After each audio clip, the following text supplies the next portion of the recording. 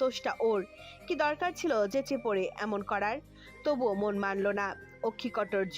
অক্ষিকোটর জুড়ে ছলছল করে উঠল অভিমান। একটু চুমুই তো খেয়েছে ঘুমের মধ্যে, তাই বলে এভাবে কথা শোনাবে ওকে? এই আরশি কানে ধরল, দরকার পড়লে বিরিয়ানির এলাচি খেয়ে নেবে ও, তবু এই হাড়বজ্জাত জাম্বুবানকে চুমু খাবে না, কখনো না। আরশি যখন এসব খেয়ালি পোলাও বানাতে ব্যস্ত, তখনই শেহজাদ ঘটিয়ে ফেলল অন্য ঘটনা। আচমকা উত্তাল ঢের ন্যায় ধেয়ে এসে আঁকড়ে ধরল নরম তুলতুলে ঠোঁট, নিজ দখলে নিয়ে ভিজিয়ে দিল প্রেমের উষ্ণতায়। গোল গোল চোখগুলো দৃষ্টিশূন্য আরশির। এক শেহজাদ বাদে বাকি সব আবছা হলো মুহূর্তে। শরীর ছেড়ে দিল ওই এক চুমুতে। ভাগ্যিস নিঃশ্বাস আটকে ঢলে পড়ার আগেই ক্ষান্ত হলো মানুষটা। তবে ঠোঁট সরাতেই অধরপুটে ভূমিকম্প উঠল আরশির। ফ্যালফ্যালের চোখে পলক ফেলতে ভুলে জিজ্ঞেস করলো, এটা কি ছিল? শেহজাদের চোখ হাসছে, ফর্সা কান দুটো লাল হয়ে আছে কেমন, অথচ মুখটা গম্ভীর রেখে বলল, তোমার মাসুল। দপ করে জ্বলে উঠল আরশি। এইভাবে ফেসে গেল নিজের জালে। তেতে উঠে বলল, আর একটু হলে চোখের তারা দেখতাম। এভাবে কেউ মাসুল তোলে? শেহজাদের ভেজা ঠোঁটের ভাঁজে সূক্ষ্ম হাসির রেখা, কামনার তরঙ্গে উদ্বেলিত সমুদ্রের ন্যায় নীলাভ চোখ জোড়া। দৈবাত টান বসালো ডান হাত ধরে রাখা কবজিতে। যতটুকু যা দূরত্ব ছিল তাও মিটে গেল এক লহমায়। ফ্যাস ফ্যাসে স্বরে থেমে থেমে আওড়ালো, Next time, I'll make you see the real star, Mrs. Shehzad. But on our bed. আর নিতে পারল না আয়ান। বিষম খেয়ে কেসে উঠল সহসা। একেবারে যাকে বলে নাকে মুখে কাশি। তালুতে হাত রেখেও শেষের কথাগুলো হজম করতে পারল না ছেলেটা। এসব কি? এরা কারা? আওয়াজ কানে যেতে ছিটকে সরে এলো আরশি। উঠে বসলো সোজা হয়ে। চিবুক নেমে গলায় ঠেকলো। একাকার হলো কুণ্ঠায়। শেহজাদের চোখে মুখে বিরক্তি। বিগত স্পৃহায় উঠে বসে বলল, পানি খা। আয়ান থামলো না। কাশতে কাশতেই বলল, আর পানি? তুই তো আমাদের মতো দুজন মুরব্বীর সামনে থাকতেও বাচ্চা মেয়েটাকে গিলে ফেলেছিলে। অ্যানাকোন্ডা কোথাকার। যারা আর পাশে বসে থাকতে পারল না। উঠে দাঁড়াতে আয়ান ফের হড়বড়ালো। হ্যাঁ বাটারফ্লাই, চলো চলো যাই। এসব অশ্লীল অ্যানাকোন্ডার বাসায় আমরা থাকবো না। শেহজাদ বসে থেকে পায়ের ওপর পা তুলল। দু হাতে হাঁটু আঁকড়ে সোজা সাপটা দৃষ্টি ফেললো আয়নের দিকে। জিভ দিয়ে গাল ছেলে বলল, কিন্তু গতকাল তো তুই আমাকে আদা ছেঁচা বলে ডেকেছিলি। If I am not wrong. Ayan চলে যেতে নিয়েও থামলো। কিরমির করে বলল, হ্যাঁ তখন ডেকেছিলাম, কিন্তু এখন সিচুয়েশন চেঞ্জ। তাই তোর নাম অ্যানাকোন্ডা। না না, শুধু অ্যানাকোন্ডা না, অশ্লীল অ্যানাকোন্ডা। সিনিয়র হিসেবে আমার মাছ যেমন একেবারে সব অ্যামাজনে পাঠিয়ে দিলে। ছি। তুই আমার সিনিয়র? আলবত। তবে রে। শেহজাদ সোফা ছেড়ে উঠতেই ভোদর লাগালো আয়ান। শেহজাদও ছুটলো পিছন পিছন। পুরো বসার ঘর এভাবে চক্কর কেটে আরশির পিছনে এসে দাঁড়ালো অফিসার। ঘন ঘন শ্বাস ফেলে বলল, ভাবি, থামো তোমার বরকে, নয়তো অ্যারেস্ট করে একেবারে জেলে ভরে রেখে দেবো। শেহজাদও বড় বড় দম নিল সামনে দাঁড়িয়ে। আয়ান, আমি ধরলে কিন্তু মার খাবি। তুই বললে আমি কি বসে থাকবো? আমারও পা আছে। কি করবি তুই? কি কি কি আর করবো? দৌড় দেবো? আমি তো আর তোর মতো দয়ামায়াহীন অ্যানাকোন্ডা নই। শুধু দুই সুঠাম পুরুষের মাঝে ফেসে স্যান্ডউইচ হওয়ার উপক্রম আরশির। অপ্রস্তুত একবার শেহজাদকে দেখছে তো আরেকবার আয়ানকে, যারা পেট চেপে ধরে নুয়ে পড়ল। হাসতে হাসতে চোখ মুখ মুছল বা হাতের পিঠ দিয়ে। সেদিকে আর চোখে তাকালো আয়ান। সুতনু আদলে ভেসে উঠল একরাশ নরম মুগ্ধতা। এই যে ওর বাটারফ্লাই হাসছে, এতেও হাজার তারা খেত প্রস্তুত। তবে এত হাসি ঠাট্টার মাঝেও একমাত্র নারাজ স্নোবল। সেই কখন উঠেছে ও। বাটিতে প্যালেটস নেই, ঘাস নেই, পানি নেই, অথচ এদের হাসি থামে না। সে রাত থেকেই তো হাসছে, আর কত হাসবে এরা। ঠিক তখনই বেল বাজলো সদর দরজায়। হাওয়ায় ভেসে বেড়ানো খিলখিল শব্দ থেমে গেল একযোগে। কিছু একটা মনে পড়তেই প্রশস্ত হাসলো আরশি। রোগা পাতলা মুখটা চকচক করে উঠল আনন্দে। স্ফূর্ত কণ্ঠে আওড়ালো, আঙ্কেল আন্টি এসেছে। যারা কাছেই দাঁড়ানো ছিল দরজার ইতস্তত ভাব কাটিয়ে জিজ্ঞেস করলো, আমি খুলবো দরজাটা? তিনজনা চোখের সম্মতি পেতে মেয়েটা ছুটে গেল সদর দরজায়। মনটা বারবার বলল কিছু একটা ঘটবে, খুব ভালো কিছু। বড়সড় দম নিয়ে দরজার হাতল ঘোরাতেই ঘরের ভিতর ব্যস্ত কদমে পা বাড়ালেন মরিয়ম। কিন্তু বিধি বাম। মখমলের শাড়িটায় পা আটকে গেল হুড়োহুড়িতে, পেঁচিয়ে ভারসাম্য হারালো শরীরটা। আর তখনই তড়াক করে প্রৌঢ়া হাতটা চেপে ধরলো যারা। সামলে নিল মরিয়ম বেগমকে। পেছন থেকে শোনা গেল মেহমেদ হাসানের সন্ত্রস্ত কণ্ঠস্বর। মরিয়ম, দেখে চলবে তো, এত তাড়াহুড়ো করলে হয় বলো তো? কোথায় লাগলো দেখি? আয়ান, শেহজাদ আর শির তিনজনই তটস্থ এগিয়ে এলো দরজার কাছে। উদ্বাস্ত আননে স্পষ্ট উদ্বেগ প্রত্যেকের। দুশ্চিন্তাটুকু গিলে কোনো মতে শুধু হলো শেহজাদ। মা, লাগেনি তো কোথাও? কি করে লাগবে, একটা আদুরে হাত যে বহু আগেই সামলে নিয়েছে সবটা। মরিয়ম চোখ তুলে চাইলেন পাশে দাঁড়িয়ে থাকা সেই হাতের অধিকারিণীর দিকে। অমনি কিছু একটা হলো বুকের ভেতর। মুখটা কোনো কারণে ভীষণ চেনা লাগলো, ভীষণ। মায়াজড় কণ্ঠে অস্ফুট আওড়ালো। তুমি? আয়ান সবে হা করেছিল আমার বউ বলার জন্য, তার আগেই শক্তপোক্ত একটা কুনের গুঁতো খেয়ে মুখটা বন্ধ হয়ে গেল ওর। তপ্ত চোখে কার কোনোই দেখার জন্য চাইতে দৃষ্টি আটকালো শেহজাদে। মানুষটা নির্বিকার উত্তর দিল। আরুষির ফ্রেন্ড মা, ওর নাম জারা, আমাদের ফ্যাকাল্টির স্টুডেন্ট। আয়ান মাথা দোলাতে গিয়েও থামলো। আদা ছাচাটা সবকিছু বলল, অথচ যারা যে ওর হবু বউ সেটা বলল না। জিজ্ঞেস করার জন্য ঝুঁকে এলো শেহজাদের কানের পাশে। আর আয়নের হবু বউ, এটা কি তুই শ্বশুর এসে বলে দেবে? শেহজাদের কণ্ঠ ধীর, স্বর নামিয়ে বলল। আমার শ্বশুর বাংলাদেশে, তোর কি মনে হয় উনি তোর হয়ে কথা বলতে এখানে আসবে? অধৈর্য হলো মানুষটা। 6 ফুট গতর অস্থির হয়ে বায়না জুড়ল। তাহলে বল না বেটা, বাটারফ্লাই আর আমার বিয়েতে আঙ্কেল আন্টির অ্যাপ্রুভাল ভীষণ ইম্পর্ট্যান্ট। এত ইম্পর্টেন্ট হলে তুই বল, সব জায়গায় আমাকে টানিস কেন? আয়নের আলাভোলা মুখটা নিভে গেল দপ করে, ঠোঁট উল্টালো। এই পর্যায়ে জোরাজুরি থামিয়ে চাইল মরিয়ম বেগমের দিকে। সে এক নাগারে দেখে যাচ্ছেন জারাকে। বিশ্রামহীন জারার চোখ দুটো ওই ঘুরে ফিরে আটকে রইল মমতাময়ীর মুখে। মেহমেদ পিছন থেকে এসে স্ত্রীর পাশে দাঁড়িয়েছিলেন কেবল। হুট করে চোখ গেল জারার দিকে। মুহূর্তে খামচি মারলো বাম পাশের অলিন্দটা। মনে মনে বিড়বিড় করলো। অবিকল আমাদের ছোট্ট রুষা। কিন্তু দৈবাত মনে পড়ে গেল সেই ফোন কল। মনে পড়ে গেল রুষা তো নেই, সে তো কবে ছেড়ে চলে গেছে তাদের ছেড়ে। ফেব্রুয়ারির শীতটা জাকিয়ে বসলো সকালে। রোদের মুখ দেখলেও ঠান্ডার প্রকোপে জুবুথুবু নিউ ইয়র্ক। হাসান ভিলার ডাইনিং টেবিলে এখন ভরপুর। 7-7 জন মানুষের মিলন মেলায় মুখরিত চারপাশ। সকালের নাস্তা সার্ভ করলো বাড়ির কাজে সাহায্য করা মেয়েটা। ঝড়ের তাণ্ডবে রাতে আসতে না পারলেও সকাল সকাল একেবারে কোমর বেঁধে চলে এসেছে সে। মরিয়ম বেগম আর মেয়েদের মুখোমুখি হয়ে বসলো ছেলেরা। সবার মধ্যে এমি চুপচাপ, মুখ ভার তার। বুঝিয়ে দিল নতুন মানুষ দেখে আহামরি খুশি হয়নি সে। তাতে অবশ্য খুব একটা পাত্তা দিল না কেউ।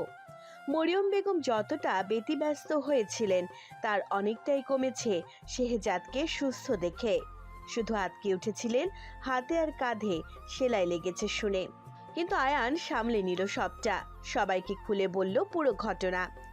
দাড়ি কমা কিচ্ছু বাদ রাখিনি, যদিও ভেবেছিল ওর শেষের প্ল্যানটার কথা শুনে আঙ্কেল আন্টি হয়তো বকবেন, কিন্তু তেমন কিছুই হলো না। উল্টে মেহমেদ হাসান হেসে বলে উঠলেন। দেখছো মরিয়ম, একে একেবারে যাকে বলে কিনা ইয়াং ব্লাড, কি বুদ্ধি খাটিয়ে প্রমাণটা জোগাড় করে ফেললো ওরা। এবার আর আদির জেল থেকে বের হওয়ার কোনো চান্স নেই। শ্বাস ফেললেন মরিয়ম, হাসি থামলো মেহমেদেরও। চশমা খুলে ভেজা চোখটা মুছলেন 2 আঙ্গুল দিয়ে। আহত গলায় বললেন, আমারই ভুল, আমি মানুষ চিনতে পারিনি। নয়তো যারা আমার পরিবারের ক্ষতি করতে চেয়েছে তাদের সাথে কিনা আত্মীয় পাতাতে গিয়েছিলাম আমি। ভাগ্যিস তোমাদের কারোর তেমন কোনো ক্ষতি হয়নি, নয়তো আমার বুড়ো বুড়ি। মরিয়ম বেগম স্বামীর হাতে হাত রাখলেন, ভরসা দিলেন নীরবে। কথা থামিয়ে সেদিকে চেয়ে মলিন হাসলো প্রৌঢ় আনন। পরপরই তাকালেন জারার দিকে। পরিবারের কথা জিজ্ঞেস করতেই অপ্রস্তুত হলো কিশোরী। শুধু আর চোখে একবার আয়নের দিকে তাকাতেই সে মানুষটা বলে উঠল, আমি ওর পরিবার আঙ্কেল, আর যারা আমার। And with all your blessings we will be engaged very soon. ভারী পুরুষালী স্বরে কিছুক্ষণের জন্য পিনপত্ত নীরবতা নামলো বসার ঘরে। তবে সে নীরবতা মুগ্ধতার। সবার মুখে ভিড় করলো এক ফালি ভালো লাগা, শুধু জারার মাথা নোয়ানো। তখনই হেসে উঠলেন মরিয়ম, বললেন, আর আমরা বুঝি তোদের কেউ নই? একটু থেমে জারার দিকে তাকিয়ে আওড়ালেন। আজ থেকে আমার 4টা ছেলে মেয়ে নয়, আমার 5টা ছেলে মেয়ে। আমরাই তোদের পরিবার, মনে থাকবে? জারার নীল অক্ষিকোটর চিকচিক করে উঠল খুশিতে। গাল ভিজতেই মাথা দোলালো মেয়েটা। মরিয়ম মেয়ের মাথায় হাত বুলিয়ে চুলে চুমু খেলেন। আরশিও তখন ওপাশ হতে মাথাটা বাড়িয়ে দিল, আবদার ছুড়ে বলল। শুধু যারাকেই আদর করবে, আমাকে আদর করবে না আন্টি? মরিয়ম ঘুরে বসলেন, মুখটা কঠোর করে বললেন। না। সবাই স্তব্ধ, একযোগে চাইলো আরশি আর মরিয়মের দিকে। শেহজাদ কিছু বলে ওঠার আগে প্রৌঢ়া আওড়ালেন। আগে মা ডাকবি, তারপর আদর করব। সে কবে ছেলের বউ বানালাম, আর এখনো কেমন আন্টি আন্টি করে ডাকিস? এসব শুনতে ভালো লাগে বল? এতক্ষণে একটা ভারী পাথর নেমে গেল সবার বুক থেকে। স্মিত হাসলো আরশি। বেশ, আর আন্টি আন্টি ডাকবো না। তাহলে কি বলে ডাকবি শুনি? আরশি লাজুক চোখ তুলে একবার চেয়ে দেখলো সামনে বসে থাকা তার একান্ত পুরুষটিকে। সৌষ্ঠব আদলে কি প্রখর দৃঢ়তা! একচোট দুশ্চিন্তায় কপালে যে এখনো ভাঁজ পড়ে আছে, সেটা হয়তো খেয়ালই করেনি প্রফেসর। তারপরই সে চোখ জোড়া নামালো আরশি, আদরে স্বরে ডাকলো। মা। মেহমেদ বেশ গদগদ কণ্ঠে বলে উঠলেন। মা জননী, তাহলে এই বুড়ো ছেলেটাকেও কিন্তু এখন থেকে বাবা বলে ডাকতে হবে। নইলে কিন্তু এটা পার্সিয়ালিটি হয়ে যাবে, বলে দিলাম। আবারও এক দফা হাসির রোল পড়ল বসার ঘরে। শুধু হাসলো না অ্যামি, খাবার টেবিলে ছেড়ে উঠে দাঁড়িয়ে সোজা হাঁটা দিল নিজের রুমের দিকে। মরিয়ম বেগম হাসি থামালেন, পিছু ডাকলেন মেয়েটার। কি রে, খাওয়াই তো শেষ করলি না তুই, উঠে গেলি কেন? বড্ড তাচ্ছিল্যের জবাব এলো সঙ্গে সঙ্গে। তোমরা খাচ্ছ, খাও না, আমার খিদে নেই। অ্যামিকে আর খাটালো না কেউ, শুধু এক পরত নিস্তব্ধতা ভেঙে শেহজাদ বলে উঠল। আরুষির সেমিস্টার ফাইনালের আর মাত্র কয়েকদিন বাকি, and I am damn sure ও পড়াশোনা কিছু করছে না। হয়তো বইগুলো এখনো ছুঁয়ে দেখেনি।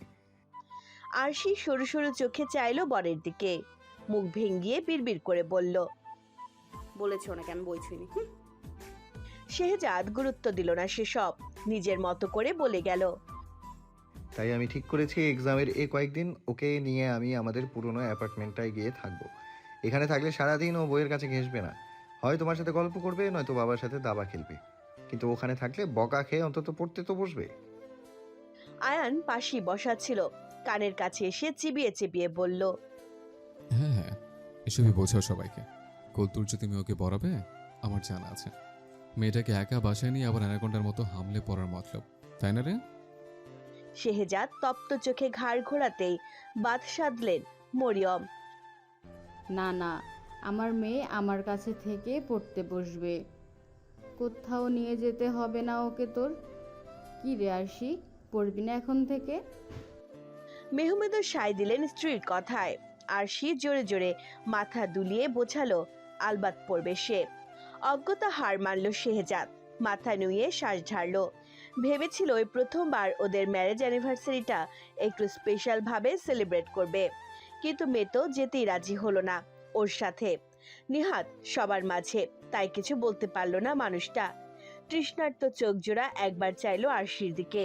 ম্যাডাম ভীষণ ব্যস্ত, সবার সাথে গল্প করছে, অথচ ওর দিকে যেন তাকানোর সময় নেই। এই মেয়ে কি কোনোদিন বুঝবে না ওকে? পরপরই কিছু একটা ভাবলো শেহজাদ। খাওয়া শেষ করে উঠে দাঁড়ালো। আরশিকে পাশ কাটিয়ে যাওয়ার সময় থামলো পাজোড়া। আচমকা কানের পাশে নুয়ে এলো লম্বা চওড়া গতর। পাতলা ওষ্ঠপুট সরে গেল এক পাশে, কণ্ঠ খাদে নামালো, বাঁকা হেসে বলল। ওয়েল মিসেস শেহজাদ, আইডিয়ালি আমি তোমারই হাজব্যান্ড। আমাকে যত বেশি ইগনোর করবে, রাতগুলো তত বেশি লম্বা হবে তোমার জন্য। নাও চয়েস ইজ ইয়ার্স। শেহজাদের নীরব স্বর কর্ণগোচর হতেই থমকালো আরশি। ইঙ্গিতপূর্ণ হুমকিটুকু খাবার নামতে দিল না গলার। কোণঠায় দৃষ্টিজোড়া ছুটে এলো কোলের উপরটায়, তবে সেসব যেন দেখেও না দেখার ভান করলো প্রফেসর। রমণীর কপল জুড়ে একরাশ পলাশ ফুটিয়ে লম্বা পা ফেলে দোতলায় উঠে গেল মানুষটা। যাওয়ার সময় একটিবার ফিরেও চাইল না পিছনে। মূর্তি বনে থাকা আরশিকে লক্ষ্য করে মরিয়ম তাগাদা দিয়ে শুধালেন, কি রে মা, খাচ্ছিস না কেন? এটা ভালো লাগছে না? অন্য কিছু দেব? আরশির হুঁশ ফেরে আলগোছের দুপাশে মাথা নাড়িয়ে যোগানে খাবার প্লেটে, কিন্তু মনটা সে তো বারবার ছুটে যেতে চাইছে দোতলায়।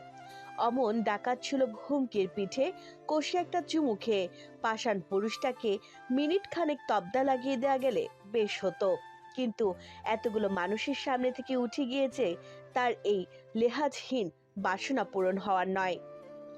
এমন লোভনীয় সুযোগটা হাতছাড়া হয়ে যাচ্ছে ভেবেই মনটা খারাপ হয়ে গেল ওর। মুখরোচক হোয়াইট সস পাস্তাটাও বিষাদ ঠেকলো মুখে। উসখুস ভাব বাড়ল। চোরা চোখ তুলে উপরে চাইতেই ঘটল আরেক বিপত্তি। ধরা পড়ে গেল আয়ানের হাতে। ভাইসুলভ মানুষটার সকৌতুক দৃষ্টিতে কলমিলতার ন্যায় আরেক দফা লজ্জায় নুয়ে এলো আরশি। আয়ানও কম যায় না। সবাইকে চমকে দিয়ে প্রলম্বিত শ্বাস ফেললো।